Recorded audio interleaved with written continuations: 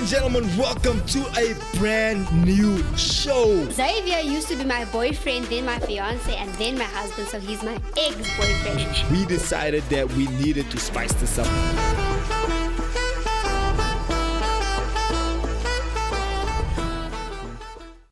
Ladies and gentlemen, welcome back. It is the morning. No, wait. It's Living with my ex. That was Monday. That was Monday. We are on Wednesday. We are steady on the week. Now. We are on Wednesday. Ladies and gentlemen, so please help me welcome my co-host. It's also my wife. It's also my ex-girlfriend. Just now my wife, Anka Hendricks. Woo! Hello to the people. Hello to the people. Hi, everybody. I'm so excited to be back here today. We had a bit of a break last week. I think we needed break, but the love of my life, he was a bit sick in bed, and we know how that goes, guys. But we're back here, and we're excited for today. What do you mean? What does that even mean? Women get to be sick and move on with their life. Women get to be sick and then still cook and clean and do it. But men are just half past dead. No, that's not true. Really? That's not true for me, though. Excuse me. Excuse me. So people will come into the room and say, I just lay there for when I'm sick, right? Then I'll be like, baby, I'm busy dying. Then you'll say, baby, here's your panados. By the way, what are we eating tonight? Thanks. That is how it is, man. That simply just is how it is. So it shouldn't be like that. Ooh, there's no audio there. Alright, so thank you so much for watching, viewing, subscribing, all those beautiful things. Please don't forget to hit the subscribe button. We are live on Living with My Ex on YouTube, on our YouTube channel, and also on the Inside Show on our YouTube channel. So please do check that out, and please go and enjoy the views and stuff there. So today we're having a very, very interesting conversation. You're supposed to say hello to Nicole. Okay, so say hello to Nicole van Heerden says, good morning, team Hendricks. Good to be here after some time. And we're happy to have you and to join in the conversation. Leave some comments. If there's something that you, like a 2 cents or whatever that you have on the topic, then drop it in the comment section. We'd like to have a bit of an interaction this morning. Yeah. So, guys, we have an interesting conversation today, right? And because this conversation is literally about how it usually goes when... I want to ask you, the channel, when people click onto it, are they getting the right page and stuff? Are they there? Are they good? Are they ready to rock and roll? Ready to rumble? So here's the thing, right? We're having an interesting conversation today, and the conversation is simply about if you, as a youth pastor, I have these conversations with young people literally all the time, right? Where they ask, is it okay that me and my boyfriend are already sleeping together, right? And obviously, that conversation can go so many different ways. It can go up, it can go down, it can go left, it can go right. You must test drive the car. Yeah, you must test drive before you buy and all that kind of stuff. But, because I'm a Christian and because Anka is a Christian, we decided to do things very, very Christian-like, right? But there's nuance to this conversation, so many different directions, so many different ways. But because we are saved, we decided to do it the way that we understand how to do it, which is the biblical way, which is to wait for marriage before you obviously consummate the marriage, right? And so on Friday we celebrated 10 years of our wedding, yay, of our anniversary of our marriage. Champagne.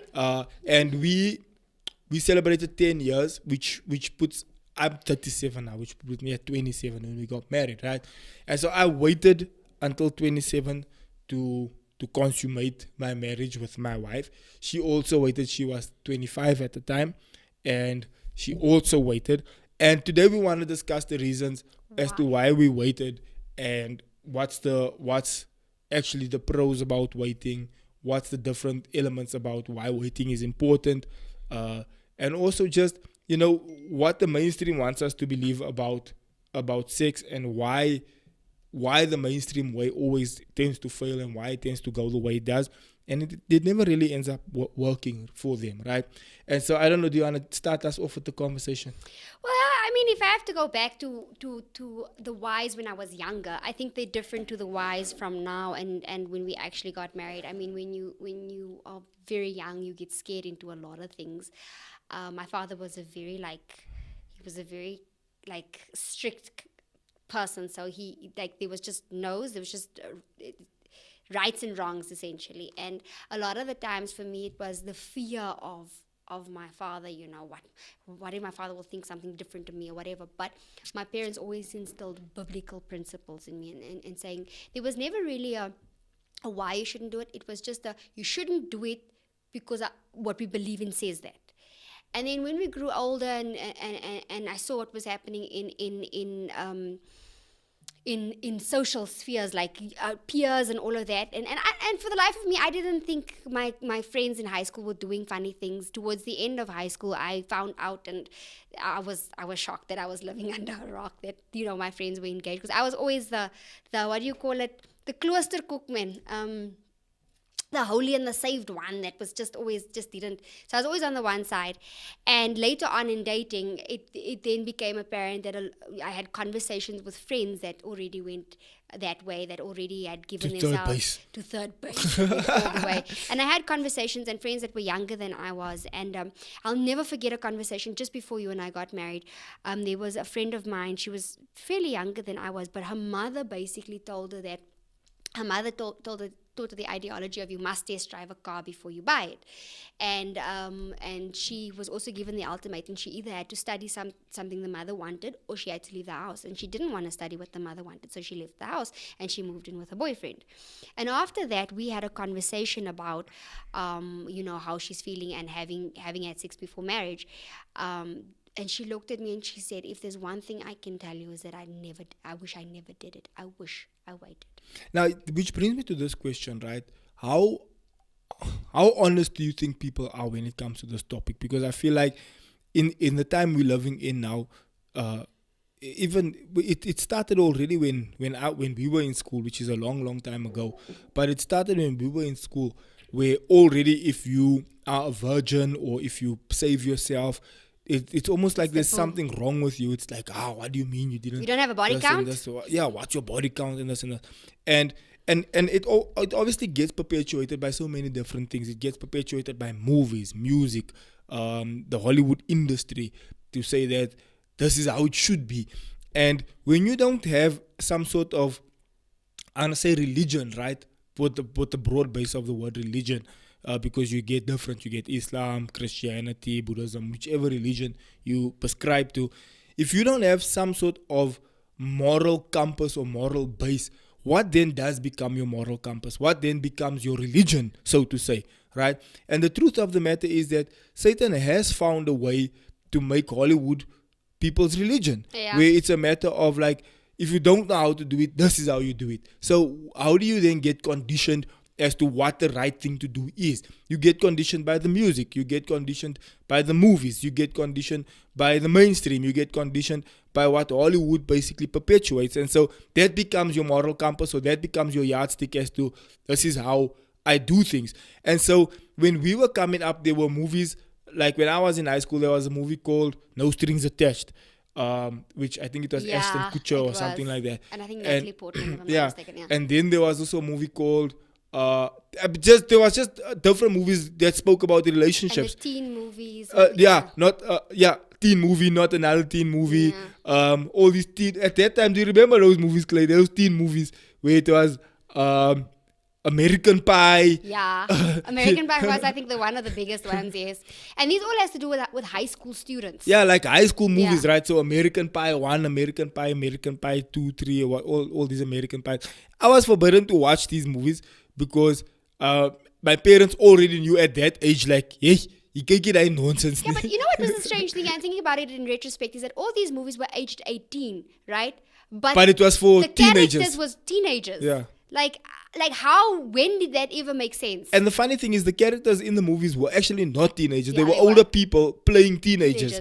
So basically they were playing high school jocks, and that's where that high school jock thing came from. Yeah, but remember, we didn't know they were much older than the roles that they depicted. Because the movies that we were watching, we thought, they're in high school. Yeah, we thought they were 18 and all of that. So and that is what set the tone for what is appropriate age at a certain time. And that's where you got a lot of the girls, or even the guys that were in high school, that was what we refer to as ougat. Because that was what was hip and happening, and you that was a late bloomer, you were just at the bottom of the food chain, and I was a late bloomer. And because I also came from a very, very strong Christian house, Some people would call it a religious background. But my parents would regulate what we were watching. And I'm so grateful they did, because I don't know if I would find myself just, going with the flow, because nobody told me that this is right and this is wrong. And likewise, us now, we regulate what our kids are watching, YouTube, whatever it is, because I can literally see it. And the beautiful thing is about when you spirit-filled, you can literally sense, you can immediately see, I can see where this is going. We were one of those. We grew up with the one where when you're watching a movie and there's a kissing scene, it's like, close your eyes, and you're coloring through your fingers. My kids still do that. I mean, given that they're still small. But the thing is just you end up feeling uncomfortable even when your parents are in the room and there's a kissing scene. Or I don't know if you've ever had the one where you're watching a movie and your parents walk in. Now nicely that time when there's now a gefreiery going on the TV, like, hey, what the match is kijken? Yeah, sit down with TV. And you're like, man, they won't do this the whole movie. Your mother just comes. Did you ever experience that? I don't know, in the comment section, drop it. Your parents come in nicely that time when it's now a kissing scene, or there's something they shouldn't be, there's something you shouldn't be watching, and you're like, the whole movie there wasn't this. But the movie started implementing things slowly, like these little Very kissing subtly. scenes, and then later on it started becoming the more sex scenes where they don't show much, and then later on it just started becoming to the point where they started showing boobs now. Then later on they started It went into soft porn, and then it just went into and then playground later porn. on it just went into showing everything. And then we had the audacity to call it art. Now it's not porn or sexual immorality or whatever. It's just called art. So me growing up in high school, so I started high school in 2000, in the year 2000, right? And I know for a lot of the viewers, they're like, I was born in the year 2000, yeah. But a lot of our viewers are also millennials. They're our age, right? In their mid-30s to late 30s. So I started high school in 2000. That time it was that American Pie, those movies, 1999, 2000, 2001, 2002. And I was also a late bloomer. I was still with a Dakar. Nicole says, when that kissing scene comes on, best believe my dad would shout out, good night, good night, good night. Like, shut it down. Slano. And you feel some type of way when your parents are in the room while the kissing scene is happening. You're like, aish. But the point is that that time it was a matter of like, so for me, 2000, I still had my duck efroki. I didn't know about trimming. I remember... You were a kid. You were a child. Yeah. And I remember the first time a friend of mine... So here's that happens, right? And so there's obviously girls that you find pretty at school. And you're like, yo, that girl is nice and this. But I was like, really like that Christian boy, man. I was shy. You were awkward into the face when we met. Like. You're like awkward, you shy, you look away and this. And so in grade, okay, that time it was still standard, right? So standard 6, standard 7. What are you gonna say? No, I say when I say awkward when we met was like when we were dating or whatever, and someone would walk up to you, then they'd stand here, then you'd be like, yeah, yeah. I only have eyes, yeah, yeah. So there was this girl I thought was pretty at school, but I was in standard 7 that time, which is now what, grade 10?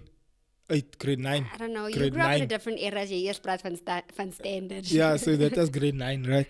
And so I now had my efroki, I didn't know about hairstyles and goeters and fade and alles.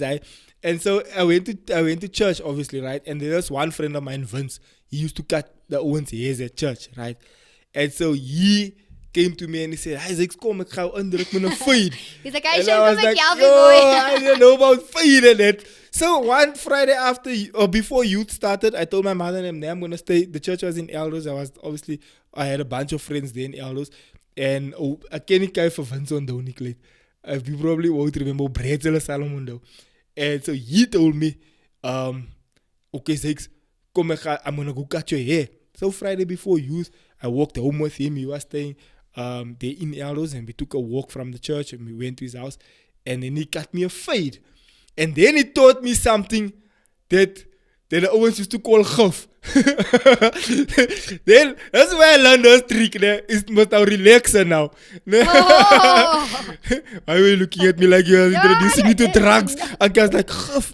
Wat het jy geleerd drugs? Yeah, just innocently sitting, yeah. Nee, so it was relaxed, Revlon realistic, bro, mild. Ay, then he burn so then, Ovens told me about gif, man. And he's like, okay, Zex, this is hoe jy die ding doen. Cut me the fade lekker, then with the comb, then he start me with a Revlon now. Ay, and it stinks, man. It smell like other things. That video that we were watching on the weekend, where they went in prison and they couldn't It smells shave. like nowhere. Yeah, and they had to put nowhere. And I was like, is it supposed to stink like this? And so we're putting on the gif and everything. And now it was making my hair must now fall so flat, cow. I'm like, yo, I have clara. I have clara. It's the first time I'm learning about relaxer. And then it started burning the head most now. Eventually after that, we must only leave it on for so many minutes. We must go wash it off. So we wash it off. And then he showed me soft and free, my bro. Soft and free. The green gel. I see old habits die hard. Yo, like groen gel. Do you like groen gel? He still uses it. Nee, It dan smells doe je ek gebruik het nog. He still uses it. It smells like pine gel. Soft and free, bruh. And so we started soft and free. We start, bro, and I must look in the mirror. Girls for the girls, bro. What? Okay, this is funny, but let me just backtrack on the comments here. She says that we were speaking about the scene, the kissing scene. She says it still happens today with our parents. We almost start talking about the weather or something, and we are all adults. And then Nicole says, lol, same Candace. And Terry Lowe says, good morning to the Hendricks. And then Candace says, it smells like poop. Wat is dat? Soft and free naturally me. Verrera, hy gebruik nou nog vir soft and free naturally me. So now once taught me how to start calls for the girls, my bro. Yay! Start a fade with girls and duck girls, my bro. Yeah. Then the people even used to ask me, Girls for the girls. how do you make a girl so nah? So I started girls anyway, lekker sharp. Then eventually, the gents were I like, thought it was weird the first time I saw you did that. what a relaxer. The relaxer, I was like a short circuit, and I'm like, don't the chicks do this? Isn't Hi, it bro. just a chick The thing? Owens were doing that thing that time. That's why most of the Owens have blesser. That's why that's one braaf man and I go around. I'm like, that's why you bless man. You tell it relax elke weekend. So then I went to school, right? That is now standard 7 now. I son, no like a fade with curls for a girl, hey bro, and waves for So a you babes. bloomed. I son, now I now look like nah. Now I start wearing flossums to school, my bro. And then I went to flossum school to gedra. not this man, I was you're in living his glory I was in days. St. John that time. I say flossums, plus then you bone him. Plus you walk around with a bone in your pocket, cow. Oh, so you What were the- also part of the high school jocks, the cool guys. Only cool kids. afterwards, like standard 7, 8. There I started now learning to say my shiner shoes, started gel, started ego. Ha, that time we had ego, man. It's amazing how even the fact that I grew up in a completely different country, but that was like the thing back in the day as well when we were in high school. Ego, like really, like why was that the saint of the era? That was mos die spray wat jy kon afford it. But you know what, man? I didn't wear ego. The nothing with me, ne? So we kind of were middle classish, ne? And I could afford perfume most now. Well, my parents could afford it. So, bruh, Isimiyaki, my bro. Isimiyaki, my bro. I said, Hey, you had Dickie school pants gehad. Candace say you had I Dickie. didn't have a dickies. I remember when Dickies came Yeah, out, they Dickies shouted was like us a at school thing. for the dickies. No, the Owens, and then by us it was grasshoppers. So it was the Dickies and the grasshoppers. It was came- flossums. they And then came you had, out. but then you had to tailor up the school pants. It mustn't be so So your brook. It must be stovepipe. and then I used to start Isimiyaki. It was the one with the white and the grey. So what, the girls smacked your chops? Hey, my bro, I smell lekker by the school. I got the fade is in, the cult is in. I'll never forget it. One day I was walking out of the gate here at school, and then this one girl said, "Hello, boyki, my friend, say she like you." I was like, "Yo, the girls like me." The ego. Because you must know last week I had an afro key. Last week I say girls Quiet. fade. And now the girls are looking at plus it's me a lekker. It's still just hello boyki. Now I stand is the tie is the blazer is on. And I didn't wear blazer there, Sir John. I start my jersey, that blue jersey. Yeah. Tie lekker. stovepipe, floshemka. Ha, there's it, son. But then after that, I moved schools just in time because I think I was gonna start getting falling things born now. That I wasn't supposed to fall born. Candace is on fire today. She says, Old Spice, the boys would be smelling like our dads. Old Spice smell like timer for real, yo. And tar. No, what's this that tar? Make a whole class smell like tar. I think that was the most off-putting thing for me, that spicy smell. Like, until this day, I don't like spicy smell. And then Nicole says, and Yankee school pants and the 2-color belt. And the Carimo, you're nostalgic. And I didn't start 2-color belt in a Carimo because I just felt that was so colored. And I was like, I was a bit colored to say, I don't understand the things that all are colored. So you didn't want to be a colored. A different style. Even though I'm starting here with the fade and curls, which is a style all at once. Then later on, look, then the fade started just getting higher and higher and higher and higher. And later on, it was just a kefiki. That time it was Ronaldo, ne? Yeah. When it was just not Cristiano Ronaldo. The original Ronaldo number 9, the Brazil Ronaldo. Then he started fade. But people still do that. With a kefiki, with a 3 curls. So then, that's now when the girls now started now looking at me. When I started realizing, okay, the cherries are looking at me also now. Now you must know the hormones are all over the place. And so, you must now, the Owens know the style. The Owens know they know, right? When you're sitting in class and the hormones just do what the hormones do. You weren't even thinking about anything. Oh, okay. The teacher's not even nice or anything. It's just, if you know, you know, gents. Clayton is laughing because he knows. But it's just a gents thing, right? And so... and us, me sitting here like, okay, we didn't know this. I know, so the gents knew. And they knew they had to tuck him in under the belt because I'm exposing the Owens' whole secrets now. But it was just one of those things. It was nothing. It was nothing, bro. There was no pretty girl. The teacher's not nice. Nothing, bro. It's just like, if there's Owens in a group chat, I see there's only girls in a group chat. There's only ladies here in a group chat. I don't know where's the gents. The gents are not supporting me here. Gents, you lost my Leonie, so. But anyway, there's the time your hormones are all over the place. There's the time you're getting exposed to girls. You're getting exposed to all these things. I think that was a thing. The ring with the black gem in the middle. Wasn't it called like a... the black stone. Ne? Yeah, like that. Black stone. I think that was also a big, I did have a black stone. And later when I had a tiger eye. Remember the tiger eye? The black stone with the brown... with the brown things in. And so... They all had that ring. Eish, brah. And that's one brave man used to sing for the girls. Ha! I want to know where's that man today. They asked me that. When last did you remember that wedding we went to where some of the old Sir John people were there? Then that guy was, bro, when last did you see that man? I'm like, yo, I haven't seen that man in years. You could sing now. Then at break time he's standing and singing there for the girls. Hey, then the girls is standing around. I remember we went to your one's high school reunion and you were the only one that brought your partner. Literally the only one. And it was like, brah, why did you bring your wife kind of vibes? But like... why did you bring your wife? And all of them left. And strangely enough, their wives were at the school as well. The people that were there, their wives were at the school. But it's a high school reunion, but they don't bring their wives and stuff to... But the beautiful thing that I actually want to allude to is that at that high school reunion, there were 2 of the girls, né?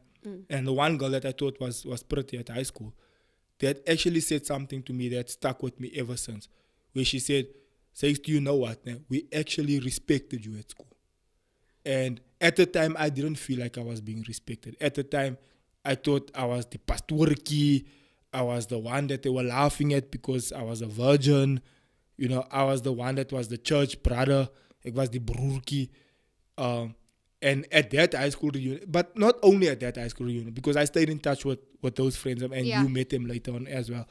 And they told me, we respected you at school. We actually looked up to you. We actually knew this was the guy that was gonna.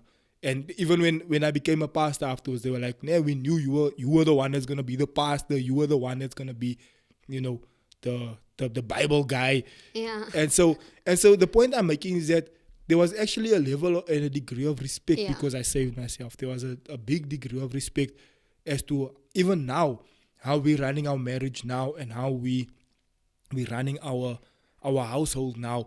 And look, the truth of the matter is this: there are challenges, and the truth of the matter is it's not kumbaya all the time. We have our difficult conversations, we have our tough times, we have our financial challenges. all those things happen. But so many times, time and time again, even on these podcasts, even when we do weddings, even when we do counselings, endless amount of couples come to us and say, we look up to how you guys manage your marriage and how you do things. And when they ask us how we do it, this is literally what we say. We waited until we got married. We stayed virgins. We protected ourselves. We stayed away from all the naughtiness and the stoute and trust me, guys, it's not a thing of you staying away because it's you have nothing better to do. It's lekker that time. Everyone's catching on nonsense. Everyone's going to you're the odd one out. Yeah, everyone's going to our house after school. It's like, say you chasing me, chasing to the house. We're going to so and so's mother's house. Their mother's not here for a weekend, so we're starting a house by the house. And then afterwards, you hear the stories that happened by the house. You hear this one was in the room with that one was busy with that one, this one caught on that, one was so drunk they threw up. You hear all the stories that happened at the house. I was always the one I was always part of the cliques, but I was never the one that was invited. So what would usually happen was they would plan it and I wouldn't know. Then Monday I would hear, no, but didn't you know? Oh, you weren't there. Why weren't you there? Like, my bro, you guys know you guys didn't invite me, right? I was always the one that was like the odd one out. And then if you ask her, how was the weekend? Nee, it was lekker. It was nice. Okay, so what did you do? No, we were drunk. I'm like, so what did you remember about the weekend? You know? So I was always that odd one out that was never invited. And I was a late bloomer as well myself. Like, I was the one that had a hectic low self-esteem. So I was always the friend that they befriended because they wanted to get to the other friend. So I was never the one. You said you were the ugly duckling. Yeah, I was the ugly duckling in high school. Which I struggle to believe. Baby, you met me when I bloomed. Why do you think you've never seen a high school picture of me? But anyway, moving Maybe it's good you were the ugly duckling. So, and that's the other thing. So and okay, finish what you said. So I just say and what I had a friend that I really smacked this guy. Like, I really. And, we were closing up to the point where we were just having a conversation. Hey, why did you smack other boys? And I thought, okay, fine, maybe this guy's also interested in me until he broke it. You know that friend of yours kind of. Oh, you were friend zoned by the And what he said to me was, you know what, Anka, you will be one of my wives. You'll be my first wife. Because you're marriage material, I can't date you. Yeah, wait, what you? And you want to sleep around and then you want the marriage material, want to be the wife. Two guys that I really like tell me this. And then by the time when I got out of it and they now saw chance for me, I'm like, my bro, you had time to mess around. Now I must stand in line, be number 100 and what in line. Not going to happen. And how does that work though? How do you think that I'm gonna mess around and then save the best one for last? It's like, okay, you the marriage material one, I'm gonna save you for the day that when I now feel that I now want a little bit of action, right? And so to me, it's and that's the thing, right? And so it wasn't a thing to say that it's easy to stay away from these things. It wasn't because it was easy to keep yourself pure and clean and all that kind of stuff. The houses were going on. Then you hear on the Monday how this one, and here's the point I wanted to make: the amount of girls that lost their self-respect, and it's sad that it works that way, that it becomes a girl thing, right? Where the girls lose their self-respect because you hear the story on the Monday, yo, bruh, so and so was with that one. Yo, bruh, that one was so drunk, she was jumping on the bed. Yo, bruh, that one was doing this. Yo, that one was alone in the toilet. Yo, that one was doing this and that and that. And now that girl comes to school on Monday. Everyone's looking at the word to say, village bicycle. This is the one all the Owens were worth by the house. This is now you start building a reputation. Now it starts getting to the point where your confidence is taken away. Your value is, you feel diminished in value. You're not diminished. God still loves you and God still wants to do amazing things in and through you and wants and will do amazing things in and through. But you as an individual, you feel now so discouraged and you feel so like... It's kind of like like the devil has something on you now, because now he keeps on reminding you of something, and now you feel the insecurities, and now you feel certain things. And this is something that I always speak to the girls about, or whatever, when we speak about marriage or, you know, restoration, all of that, is that once you've given that, once you've had sex with someone, you can never have it back, because you leave a part behind that you can never have back, and that part is forever missing. So that creates a sort of insecurity, and if you haven't dealt with it, it creates a sort of insecurity. And now there's this, you kind of feel, with it comes in with that sort of like self-respect. Okay, I've already gone over the line, so what does it matter now? You know, I've already given this, what does it matter now? And now it plays with a lot of the psychological aspect and the emotional aspect of it. Yeah, but sorry, while you were talking, I was just thinking about the conversation we had last night, because I do lectures with teenagers, right? And last night we were on the topic of sex. For the week before and last night we were on the topic of sex, and exactly this conversation, because I'm dealing with teenagers, right? And we were speaking about how it messes with your self-control and all this. Not your self-control, your image of yourself, if you've now crossed certain lines and stuff like that, and now you feel like, you know, undervalued and stuff. And there was this book that we were reading, or that we're dealing with. One of the chapters in the book speaks about this, and then there's a story that it highlights there about a pastor, yeah, that was busy preaching, right? And he mentioned in his sermon, and there's somebody here in this service today that slept with my wife. And then the guy that was in the service was like so awkward. It was like, yo. And the point that was being made is that you later on, she sorted her life out. She fixed everything. She got saved. She did things the right way. She got married. She and her husband became pastors of this big church. And the ex-boyfriend started then coming to the church, right? And so the pastor, obviously, him and the wife had the conversation about the exes and whatever else. So the pastor knew, okay, she slept with this guy before, blah, blah, blah, blah. Now he's preaching, saying that there's someone here that slept with my wife. So the thing is that when we're speaking about why it just makes more sense to just keep things clean until you get married, is number one, that you don't have anyone to compare your current partner with. Styles. My ex used to do this, you don't want to do this. My ex used to wear this kind of underwear, you don't wear that kind of underwear. All these different comparisons that now happens, right? And then this case study that I just mentioned now, where I know your exes, right? The one I don't know well, but the one I do know well. Now you've met now two of my exes, right? And the one you have a very good relationship with. The other one, when you met her, you guys also hit it off. You had a nice conversation. There was no hard feelings. There was nothing. And part of the reason we could achieve that and accomplish that was because we didn't go into an intimate stage with that person. I think it could have been different if I had slept with any of these two exes. Now they come back into my life. Like, my one ex is completely back into my life through you, because you guys are friends. And I'm completely in her life because I'm friends with her husband. And we have a good relationship to the point where there's nothing scandalous going on under the under the covers or she's one of my besties. Yeah, there's nothing under the table going on that she's coming there under the guise of being Anka's friend, but then we torch and disappear for an hour because we're busy doing something. No, you and her husband is genuinely friends, and he's such a cool guy.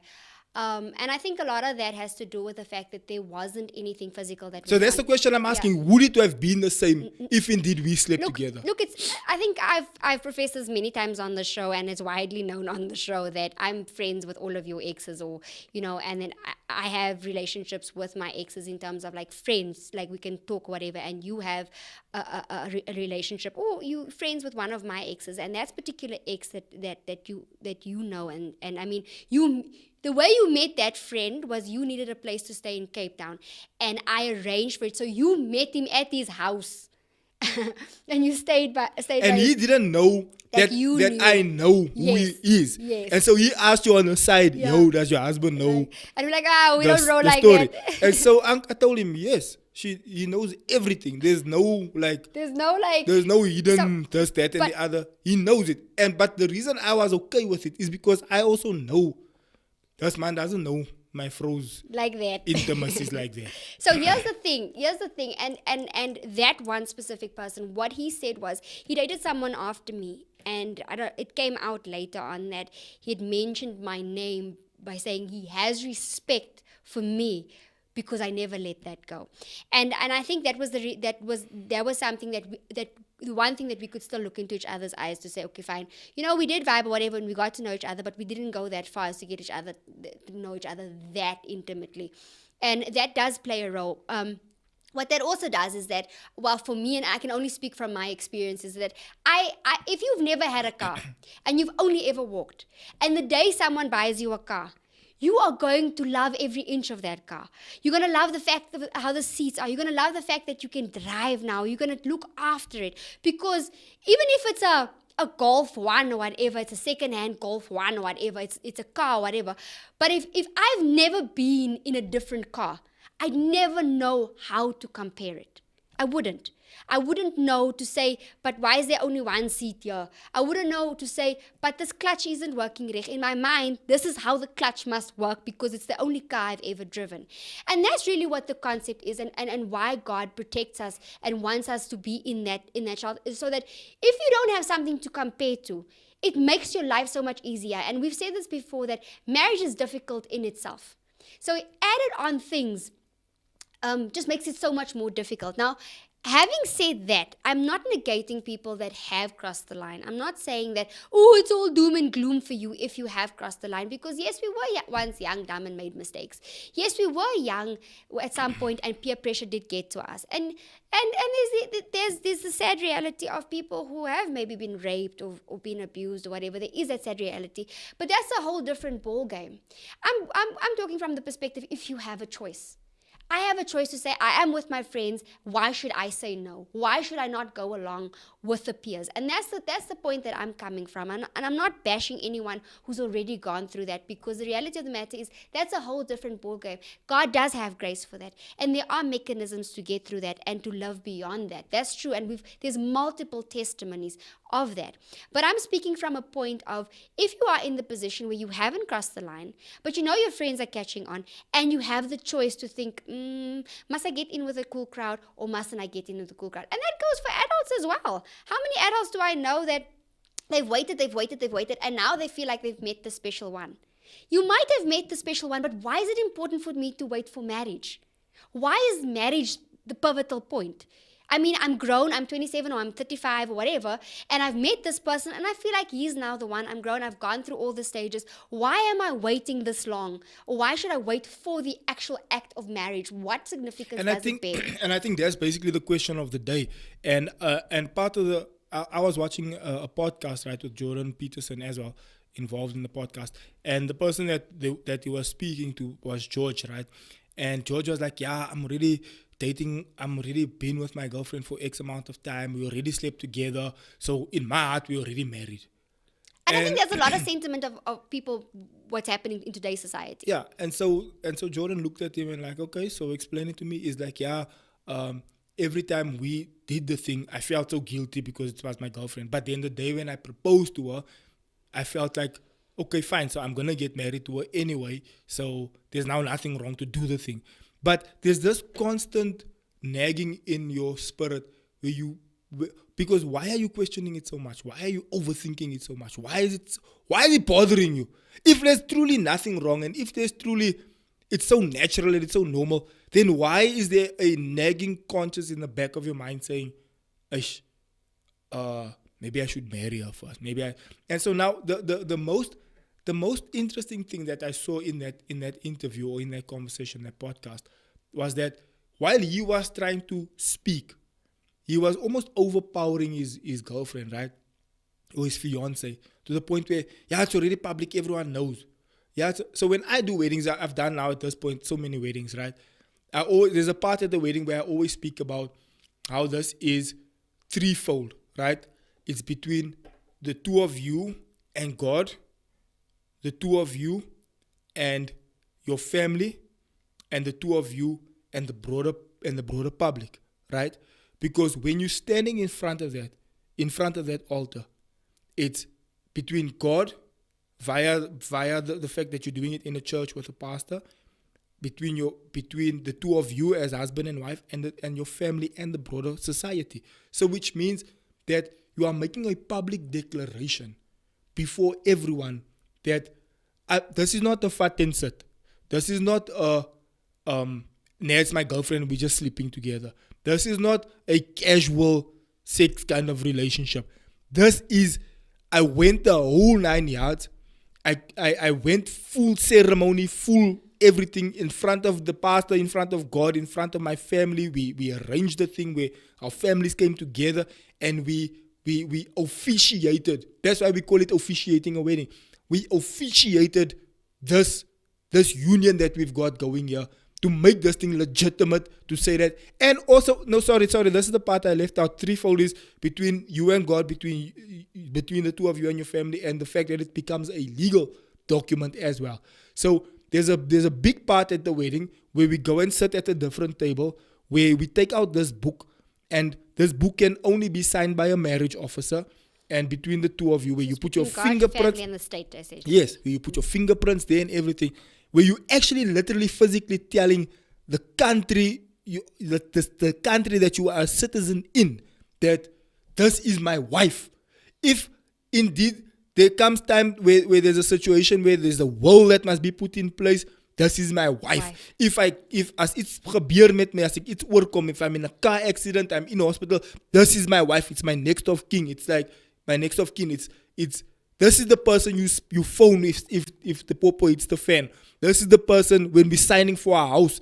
And I know there's prenup and antenup and all those things, but this is you making this thing so official to say that this is the person I'm going to spend the rest of my life with. So we have lots of comments. I'll get back to that in a second. But there's one that's Jimmy Dehont says, morning, maybe you should censor the word sex to avoid demonization. Demonization? Mm-hmm. What's demonization? Sex is sex, bro. Yeah. So maybe to avoid the algorithm not blocking the thing. Maybe, yeah. But at the end of the day, what has... okay, he says no. I'm not sure. Maybe you would like to elaborate on that. When it comes to these type of things,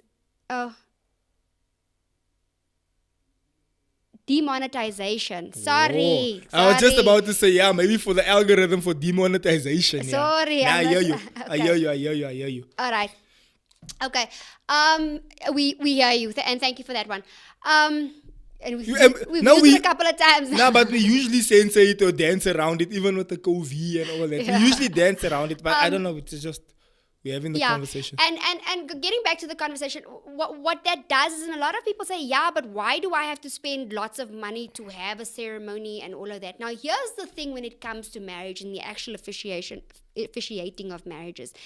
It's to protect you. It's to protect one another, because as much as we can live together and buy things together, and yes, there are certain laws, whatever, in place, but they aren't solid, which means that there's no accountability for you. Because if we would just stay together, whatever, you say, yeah, but I love you and we love together and we do all of this, there's no accountability. Tomorrow, if you feel like you want to tap out of this thing, there's nothing holding you to it. And I've seen a lot of women, they go through a lot of the emotions, they go through all of that, and it's literally, it's like yes, they are going through a divorce, but there was no ramifications, really, legal ramifications or anything. It was easy for them to just walk. When you are legally married, what that does is it makes you think twice. Maybe I should fight for this. Maybe I should try and work this out. Maybe we should figure this thing out, because there's a lot of things to consider. So it's really to protect the both of you. When it comes to marriage, yes, it's a covenant. The consummation of marriage is, yes, when you consummate it. When you guys know each other, right? For the sake of this, yeah. Anyway, the consummation then becomes a covenant, and that's between you and God. That's essentially between you and God to keep. But nothing really keeps you in that. Nothing holds you accountable for you to say, okay, fine, yeah, okay, fine, we slept together, whatever. But I don't want this anymore. Let me leave. Yeah, Yes, there's two kids. Let me leave. But the chances are that how many girlfriends did you have before that? How many girls did you sleep with before that? So what makes this now different? Different What from makes that. this like, nah, I'm gonna settle down. Plus, I just back to that George interview where his girlfriend is sitting there, nah, and you can see her whole demeanor just like, bruh, I want a wedding. I want to get married. I want to do this thing properly. Almost like make an honest woman out of me. Don't just, yeah, I said it, you're on the podcast. We almost engaged now. What now? It's like, man, bro. And I don't think it holds the same water. Like, It make doesn't it hold official. water. Almost now. If you're saying I mean all this to you and I'm this person to you, then marry me. Do it the right way. Make me go the whole 9 yards. Don't just say, yeah, we are engaged and I did make these promises and this.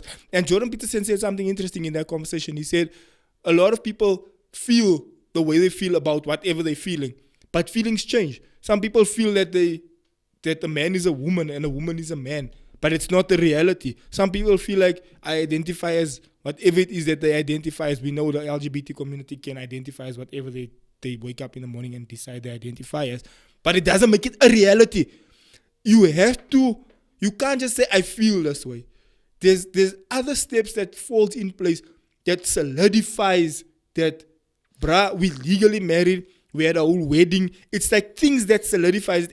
And he said that you now held accountable before God and before your family. Jy het ons hier gebring, ons het 'n wedding gehou, ons het mekaar se families gemeet, and the state. And we You have here. responsibility This is now. a thing now. It's Yes. not just I felt it in my heart and sharp now I'm gonna sleep with you. We made it this is an official thing. And here's the notion. The notion is usually that, yeah, it's for the wife, it's for the woman, it's for, No, it's for both. It's for both. I know of so many marriages that the woman just wanted to leave, or she had some frivolous reason to leave, or whatever.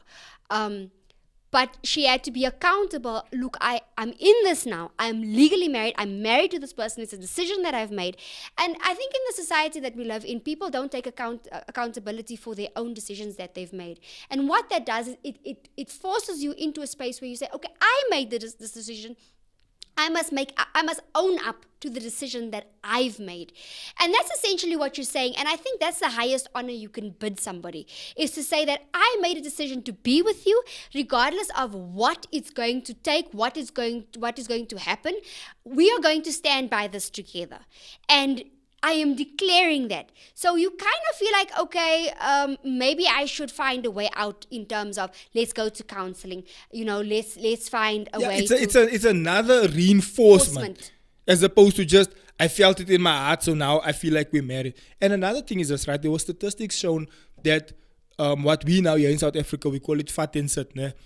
The statistics show that it works out in the first year or two. And then afterwards, there's some foxes that creep in, simply because it was never formalized. It always just has in the back of your mind, like, of my mind, are we really together? We're technically not married. Yeah. And then there's the other stat that actually proves that the optimum place for a child to grow up in, this is now later on when you have children, is in an environment where because now marriage brings a number of things. It brings stability. Mm-hmm. We see with our daughters, right? We have an 8-year-old and a 6-year-old.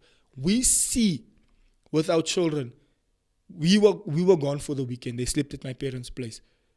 By the second night, they were phoning us. When are you guys coming home? I want to go back to my room. I want to go back to my house. Especially with my eldest daughter. She's very very structured. She's very sensitive. She wants to know what's happening, why it's happening, how this is happening, because there's a sense of structure and order here. Yeah. There's a sense of I know what's happening next. These are my parents. This is where my dad sleeps. This is where my mom sleeps. This is the time I go to bed. This is my house. This is my room. This is my bed. This is the kitchen. This is where the air fryer is. This is where the fish fingers are. This is how I make myself lunch there's a sense of structure and stability that it brings to the life of your children when there's order in your home, as opposed to It's neither here nor there. And another issue is that's where you're fighting in front of the children. It also brings a different atmosphere, healthy structure. atmosphere of like, it's like, ish, my parents are fighting. But children are so sensitive. We saw it whenever I was like 3 years old. And there's an atmosphere in the house. She knew. And she'd Mommy, become what's edgy. wrong? Yeah, she'd become edgy. Or she becomes edgy. Because she can sense that something's off in the house. Something interesting happened last night. So we've been a little bit busy and our lives have picked up a little bit in the last 2 or 3 weeks. And so it happens now that every night we now have something. We either have a meeting or something going on. But, excuse me, we try to reshuffle our lives so that we can have a couple of hours in the afternoon with him to spend with him, because we know that our lives are sort of like picking up now in the evening. So for this week, we've been busy every night. And they slept they slept the whole weekend at your parents' place. Monday, we had somebody come in, but they were in the house. And then last night, they had to go out again and they had to, be at your parents' place again, given that it's also a stable environment. It's also a stable place. And then last night we came a bit and my late. parents live in the same, literally Space, the same yeah. area we live So in. when I picked her up, they fell asleep there. And then when I picked her up, she started crying and she says, "I'm never leaving you alone again. I never want you to leave me." So it was like a matter of... But she's more sensitive. Yeah, but it's like she's calibrating. She's not used to being in her space. She's not at a used to certain sleeping time. out every night Every and like, night. you know, She's what's not going on used now? to that. Yeah. Because what we've always tried to do was create that stability, but it wasn't just for the kids like that. It was where we are emotionally, because emotionally that and the atmosphere in the house that trickles down to the kids, and it is our utmost responsibility to create this environment for them that they know what is a healthy environment, what is a healthy equilibrium for them, as opposed to they sleep out every night because of the industry that we work in. Yes, we're going to be on and off, like be places all the time and be busy all the time, but that doesn't mean we shouldn't create a stable environment for our kids with us in it. Okay. Just gonna leave it there. No, I was just listening to your. Let me get back to the comments real quick. Candace's one is that I believe a lot of us mirror our parents' relationships. We identify with what they experience, and so we tend to hold on to what we make. When we make certain decisions, and that is very true, and the reason for that is because that's all we know, that's all we've been conditioned to. So whatever our parents go through, that is what we will be. That's the whole point of what Yes. you were making now, to create a stable environment. And here's the thing in life. Everything in life is a decision. Marriage is a decision. Love is a decision. It's not a feeling. That is like this whole notion of follow your heart. If you feel like you love this person, then you've never Bible loved says the the first heart one. is deceitful above all. Above all things, and which essentially means that you need to make a decision. Even repentance is a decision. It's Metanoia, decision. it's a change of mind. You decide, this is what I want to do. It's not goosebumps and the presence of the Lord is so in the room, It's and I not got a feeling. this feeling over me. No, it's a decision. If when we you say, have to go with a feeling, tell you what, you will be married to someone every other month because you feel different every other month. And as women, we have different emotions. and it can't be a feeling. And from a man's point of view, I know with everything inside of my heart that there's other women out there that are going to be more attractive physically than my wife. Better this, better that, better so-and-so, better this and that. It just is what it is. And there's better looking ones than me also, that probably have more money than I do, or that has this that I don't have, or whatever the case might be. And that just is how it is. That's the reality of the situation. But the truth of the matter is, I can't be chopping and changing every weekend. There's one, now I'm married there now. Now I'm there behind this one. Then next week I see a better one, then I'm there. Then when I come there, she has this, but my wife has this, and she doesn't have that. Okay, she looks nicer, or her hair is better like this, but she doesn't have this. It's like, my bro, at which point are you going to say, you know what, nah, it just is what it is. This is my wife with all her flaws and mistakes and good things and bad things. This is my husband. He has a boopiki, he has a blessiki. And it's my boopiki. But it's my husband. It's my blessiki and my boopiki. and my husband and we, this is us, this is how we do life. And because bruh, you always gonna see something better, experience something better. This always has more money, this always has a better car, this always lives in a nicer area, whatever the case might be. But again, it has to boil down to the decision that this is the person I chose to live with. This is the person I chose to spend my life with, regardless. Even when it comes to the topic of exes and stuff and comparisons and all of this, it's like, my bro, we here now. This is the decision we've made. This is where we are. This is our family. This is our home. We must make this thing work. And it mustn't be a burden. It mustn't feel like, hey, So kom ons maak here's maar the nou thing. klaar. Here's the thing in marriage. It comes with trials and tribulations, right? And an added thing is the sexual part of it. The intimacy part of it. Like if you don't navigate that in a certain way, it could add things to it. But it remains to be a decision. It remains to be a decision to say, I'm sticking with my husband and we're going to navigate through this. Okay, we're struggling in this area, but how are we going to tackle it? We must make a decision together that we're going to tackle this thing together. It's a decision. You make a decision with it. I just want to go back to the comments real quick. Candace says, but having said that, you don't need to walk in their footsteps. We come from parents that are divorced, but we made a decision that it's not our path. And that is so true. That is when you create your own culture. But you know that parents that's divorced, it leaves a space in the back of your mind, because every person that I've seen that makes their marriages work, even when their parents were divorced, and every counseling session we've done, every conversation we've had with couples in that regard, always have this thing like, hey brah, I also thought about it, because that's the house I come from. But then I thought about my children, then I thought about how I grew up when one weekend it was a father, one weekend, then it was like, come I just... But if you didn't come from that background at all, or it can go both ways. If you didn't come from it at all, it's not even a thought that crosses your mind. You're like, hey, my parents stayed married for 50 years, bruh. We'll be here to stay. But if you come from that background of, someone walked out, and then it becomes an option in the back of your mind, you have to physically and literally tell yourself, I'm not going to do this. I'm going to stick this thing out. And it can be one of two. I got divorced because my parents were divorced. Or I stayed with my husband because my parents were divorced. And I didn't want to put my children through what I went through. Look, those are topics on its own, because, there's healthy and unhealthy aspects of that. And maybe one day we'll delve into that. But just getting back to the comments, I think there's an interesting conversation that's happening in our comments. And I just want to have a 2 cents on that. So Nicole says that marriage is two people choosing each other daily. And then Tamlin Bora says, hi Tam. She says, there's also nothing wrong with finding relationships or couples who behave in a way you aspire to be when you are married and drawing your inspiration from them instead. Then Candace says, agree, but also be careful not to compare the journey to yours. And then she said, absolutely. Seeking wise and holy counsel is important.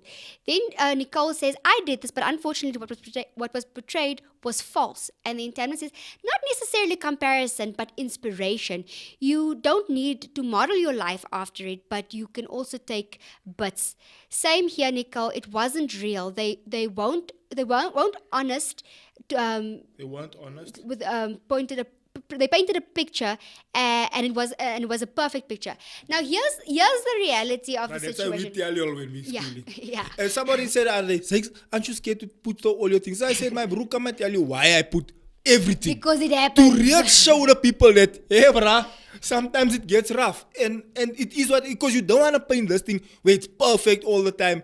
And then you have a situation like that where you think your people never fight. Yeah, bruh, I tell you. And we even share our argument. We share what we fought about. We share that whole honeymoon story. A lot of the stuff is the stuff that we share is because we've dealt with it. And we can sit here and tell you straight, we've been through there. It's nothing new. And people go through it every day. But how do we navigate it? How did we navigate it? And we're not telling you how to navigate it, but we're telling you how we navigated it.